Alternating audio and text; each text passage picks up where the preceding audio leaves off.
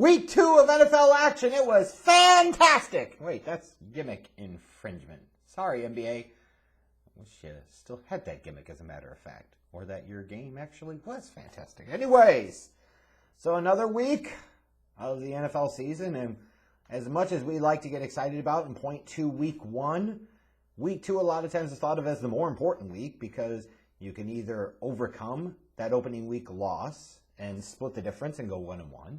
You can win your second game in a row and start off the season 2-0, which validates you, gives you off to a pretty good head start.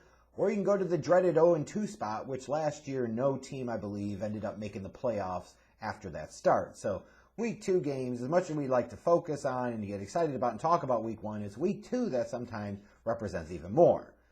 And for some teams, yeah, it was good, and others, not so much. So let's take a look back at the week that was week 2 of the 2021 NFL season. All kicked off on Thursday night. Taylor Heinicke came in after Ryan Fitzpatrick's early injury, but it was Dexter Lawrence's offsides penalty that gave Washington a second life. At the end, Hopkins' field goal wins it for Washington 30-29. Switching over to Sunday, woo! Train wrecks abound, bungles and botches all over the damn place.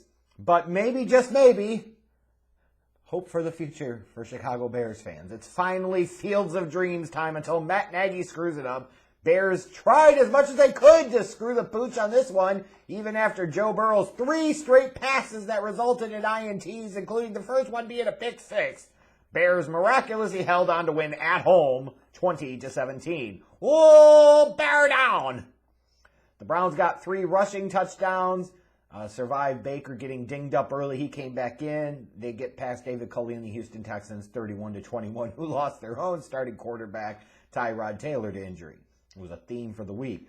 The Colts couldn't stop Cooper Kupp, nor apparently could they stop Carson Wentz from spraining not 1, but 2 sprained ankles. How the hell do you sprain both of your ankles at the same damn time? Carson Wentz is a medical wonder. But it was Matt Gay's 38-yarder late that put the Rams up for good over the Colts 27-24. Tua bruised his ribs. Thanks a lot, Dolphins offensive line. Ooh, God.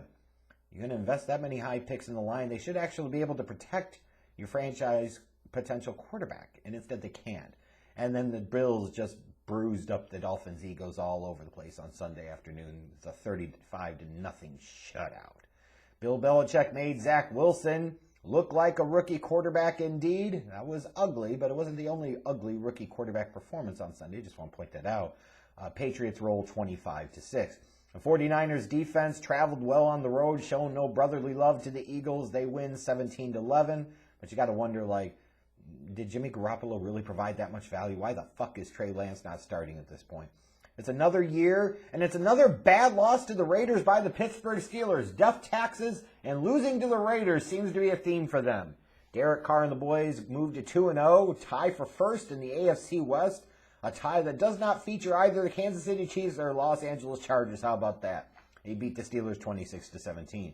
Sam Darnold goes over 300 yards. The Panthers defense was pretty dominant against a somewhat depleted, but still relevant Saints team. Jameis Winston didn't have the best of days. Carolina wins 26-7. It was an ugly day for Trevor Lawrence. Like I said, Zach Wilson wasn't the only one who struggled on Sunday. You're going to have this sometimes with rookie guys, especially rookies on really bad teams. Trevor Lawrence had a couple of picks. Broncos defense dominated. They won easily 23-13, and that's another game that wasn't as close as the final score would indicate. Greg Joseph, oh, God.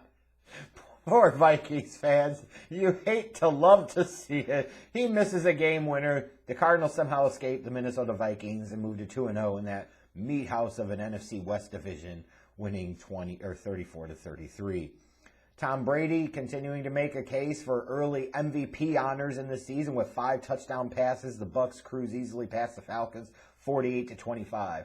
In spite of some mind-numbingly stupid game management, clock management by Mike McCarthy trying to do everything he could to undercut and sabotage his team, Cowboys find a way to overcome all of that. They get a somewhat impressive road victory over the Chargers 20-17. Bullock hits a 36-yard field goal in overtime for the Titans, and they rebound after that bad performance against the Cardinals in Week 1, end up beating the Seahawks 33-30 in a win they needed and they got. Apparently, balls are rewarded. It's an important thing to remind teams. Play to win, don't play not to lose. A gutsy fourth down call by John Harbaugh, a big run by Lamar Jackson, helped seal the deal for the Ravens, who finally beat the Kansas City Chiefs 36-35. And then the game we just got done watching several hours ago on Monday night, the Green Bay Packers were just too cheesy for Dan Campbell and his kneecap crew. Rodgers throws for 4 touchdowns. Aaron Jones had 4 combined touchdowns. Packers rolled over the Lions 35-17. And so in terms of some of the winners out of week number 2, you got to look at the Raiders. Like beating Baltimore on Monday night, week 1, and then beating Pittsburgh in week 2 on the road. These are 2 playoff teams from last year, 2 teams envisioned to be in the playoff race this year, and the Raiders have beaten both of them. So no slander, no bullshit. They're 2-0, and they deserve some props right now for the way they've played. The Carolina Panthers are 2-0. Granted, their schedule's not the hardest so far, but beating the Saints isn't exactly a joke victory. Their defense was really good again. They got a divisional win. Darnold went for over 300 yards, so some early promising returns for the Carolina Panthers. The Cowboys, a road win against a legit opponent when they were down several people. You got to say, it was a good performance for them, and it makes you start to wonder how long they're going to continue to trot Zeke out there over Tony Pollard. When are they going to start giving Pollard more opportunities, because he might be the better back for their offense right now. The Baltimore Ravens, most notably of all for Lamar Jackson and crew, they finally beat the Chiefs. This proves that they can do it. They know no matter what, they have done it, they can do it, and if you've done it once, you can do it again. Now, in playoff time, it could be an entirely different atmosphere, but right now, that's a confidence builder for a Ravens team that already had lost to the Raiders in week 1, in that kind of ugly finish. They needed this win really badly, and they got it. In terms of some of the losers for the week, the Miami Dolphins. All that investment on the offensive line, multiple high picks, and they couldn't protect Tua. He goes down with a rib injury, fragile as hell or whatever you call it, and they got shut out. It was a really bad day for the Miami Dolphins. You lose 35-0, you end up being losers. The Pittsburgh Steelers.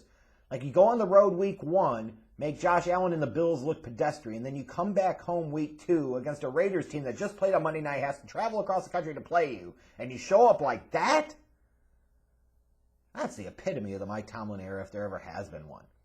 The Minnesota Vikings. Oopsie daisies, what more can you say? And then for some of the rookie quarterbacks on Sunday, granted, Justin Fields saw his first extended action as an NFL starter. Mac Jones had a solid, not spectacular day, kind of game managing for the Patriots in a game they didn't need a lot out of him. But Trevor Lawrence and Zach Wilson, the number 1 and number 2 picks respectively in this year's draft, both had bad days. Zach Wilson notably with 4 interceptions on the day. For those of you who are going to wonder, well, that's your QB1, that's your QB1. We're 2 games in. It is not a reason to overreact one way or another. Even if Zach Wilson threw 4 touchdowns against the Patriots on Sunday, that doesn't automatically mean he is the dude. Just like the 4 interceptions don't mean he's not the dude. And to any Jets fans that are crying because they don't want to see Zach Wilson, you're a fucking idiot. You let Darnold go for a reason. You drafted Zach Wilson for a reason. The only thing that matters this season is Zach Wilson. This is part of the deal. You have to roll with this shit.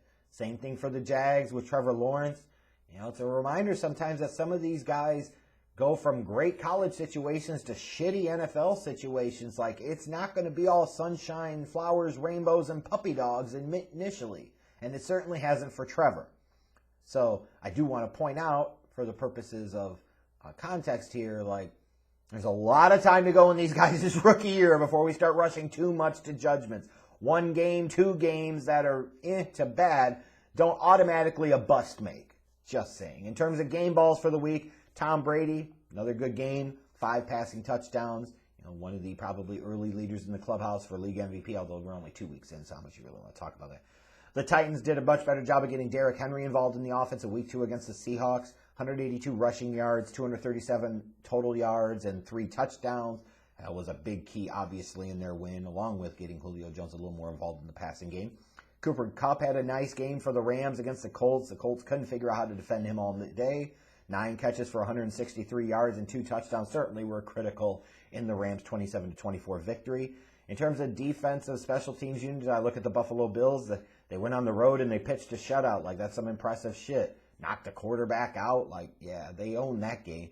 And then in terms of coaches, Vic Fangio, I'll give him some props here because his team is 2-0 and two pretty good defensive performances. Granted, you could say it was against the Giants with a shitty quarterback in Danny Dimes and a shitty Jaguars team with a young Trevor Lawrence. That's all true. But 2 straight weeks that their defense has showed up and played well. 2 straight weeks, 2 wins. He's got to get a little bit of props here, I would think, especially since he was going into the season, you would presume, one of the coaches that was on the hot seat. But as we think about closing the book on week 2 of this 2021 NFL season, I think the biggest theme of the day or the week was quarterback injuries. You had 6 starting quarterbacks suffer some type of injury that cost them some or all game action for week number 2. Starting with Ryan Fitzpatrick on Thursday night, going into Sunday in the early games with Baker Mayfield and Tyrod Taylor, and double twisties Carson Wentz and Tua and Andy Dalton. Like that's almost a fifth of the league's starting quarterbacks went down with some injury of some type of capacity, some of varying importance or significance, I grant you. But it makes me look at this situation and use it as a reminder to these teams of stop minimizing the importance of the quarterback position. Like even if you bring in a quarterback, you have to make sure you put in help around them to support them, notably an offensive line. To bring in a quarterback and then not protect him with a great offensive line is just madness. Furthermore, what I think is even more madness is how many of these dumb dick teams will sit there and trot out a roster with only 2 quarterbacks because they want to squeeze one more fucking special team or a 5th goddamn tight end on their roster. This is the most important position in North American professional sports. Why in the hell, in the bluest of blue fucks, wouldn't you sit there and invest more heavily there? Why wouldn't you have 3 quarterbacks on the active roster? Multiple quarterbacks on your practice squad? Like, to me, you look at this and this should be a wake-up call, a warning sign to some of these teams of saying, hey, you know what? We should stop prioritizing useless roster spots for a lot of guys that are going to be inactive on game day anyways, and at least utilize it to carry an extra quarterback because this is the most important position. And we don't want to be caught with our pants down where we're 1 injury away from our season potentially being over. If you didn't learn that lesson after week 2, I don't know what the hell to tell you. Just saying.